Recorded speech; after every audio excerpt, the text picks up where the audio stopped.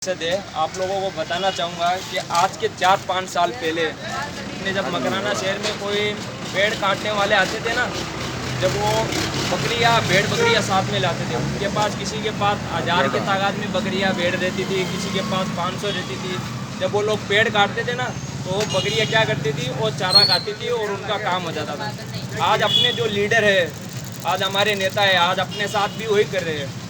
हम लोगों को अंजुमन में देश का ये माहौल होता है ना, अंजुमन में इकट्ठा करते हैं, फिर एसडीएम से समझौता करते हैं। जैसे अपनी लड़ाई कानून से, जैसे अपनी लड़ाई एसडीएम से।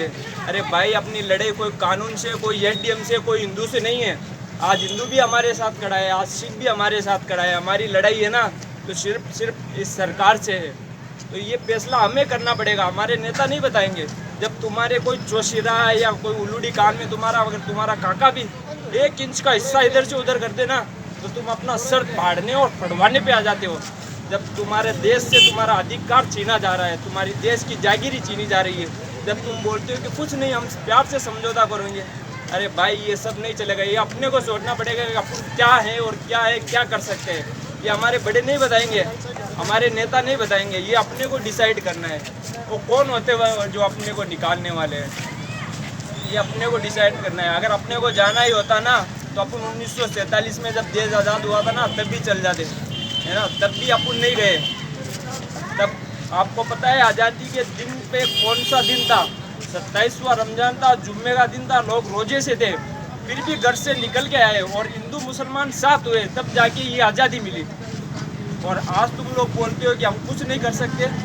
अरे बहुत कुछ कर सकते हैं। आप, तुम्हारी तादाद कितनी है? आप कम से कम 30 करोड़ हो, 5 करोड़ तुम्हारे साथ सिख खड़े हैं। और आज जुम्मे के दिन जामा मस्जिद में चंद्रशेखर आज़ाद, जो भीम सेना का मेन लीडर है, वो आज आपके 22 करोड़ पब्लिक जो लोग ये उनको बेचारे को शटल क्लास बोलते हैं, जबकि वो एक भीम सेना है, बाबा अम्बेडकर के मानने वाले, वो भी आज आपके साथ खड़े हैं। तो तुम्हारी तादाद देखो आज कितनी हो गई। तुम्हारी तादाद आज कम से कम 60 करोड़ हो रही है उनको जोड़ के। तो कौन है? एक तरफा सिर्फ खाली ये 2 टट्टू ही रह रहे बीजेपी वाले। लेकिन तुम लोग आज भी डरे हुए। तुम्हारे दिल में से ये डर निकालना पड़ेगा। ये तुम्हें नेता है ना, सिर्फ अपनी पॉलिटिक्स के लिए यूज ले रहे हैं। इनको कोई मतलब नहीं है समाज से, इनको कोई मतलब नहीं है देश से।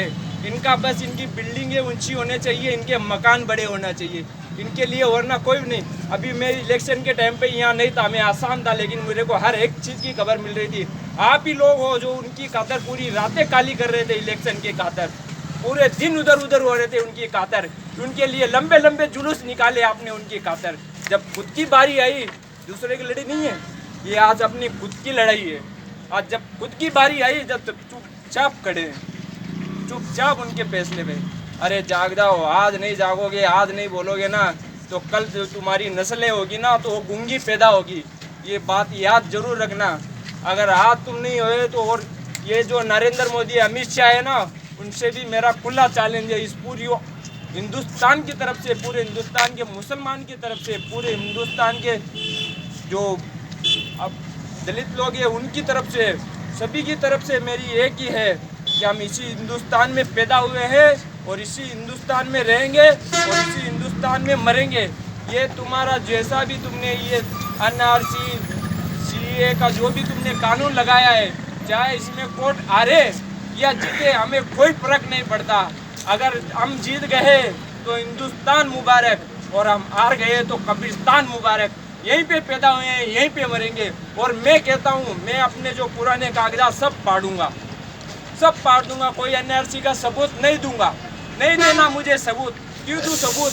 अगर आपके एक पड़ोस में किसी के घर पे चोरी होती है, आपके मोहल्ले वाले आप सभी घरों की तलाशी लेंगे तो आपको बुरा नहीं लगेगा। आज अपने को पाकिस्तानी समझ रहे हैं, अपने को बांग्लादेशी समझ रहे हैं, क्या अपन है? अपने को बुरा नहीं लगेगा। अपन किस लिए सबूत देंगे उनको? क्यों सबूत देंगे? अपन चोर है ही नहीं तो क्यों सबूत देंगे? और फाड़ेंगे इसलिए क्योंकि हर राज्य के अंदर एक कुछ, पूरे हिंदुस्तान में कुछ ना कुछ राज्य ऐसे हैं जिनमें हर साल बाढ़ आती है। बेचारों के उनके पुराने कागजात इधर उधर हो ही जाते हैं, बह जाते हैं। जो भिखारी है, करीब हिंदुस्तान में 1.5 करोड़ की संख्या में भिखारी है, वो कहाँ से सबूत देंगे? क्या करेंगी ये सरकार? कुछ नहीं होने वाला। अब मुसलमानों से खास तौर पे मेरी अपील है, जब भी अगर ये कानून लग भी जाए तो अपन कोई नहीं देंगे इसका कोई सबूत। और कोई अपन ऐसा नहीं करेंगे कि अपने को इनको सामने आगे कुछ करना पड़े, नहीं, अपन टोक से जिए हैं, टोक से जिए हैं और टोक से मरेंगे। बस यही वादा है मेरा आप लोगों से। चाहे मुझे कोई फ़र्क नहीं पड़ता है कि इस गांव का कोई नेता मेरा दुश्मन हो या बाहर का नेता कोई दुश्मन हो। घर से निकलता हूँ ना तो यही सोच के निकलता हूँ, ज़िंदगी 2 दिन की है और ये मेरा दूसरा दिन है। ठीक है भाई, बस आगे आप ठीक है भाई, अब मेरा नमाज का वक्त हो रहा है। ठीक है, बस अल्लाह के सामने, बस उसी के सामने झुको।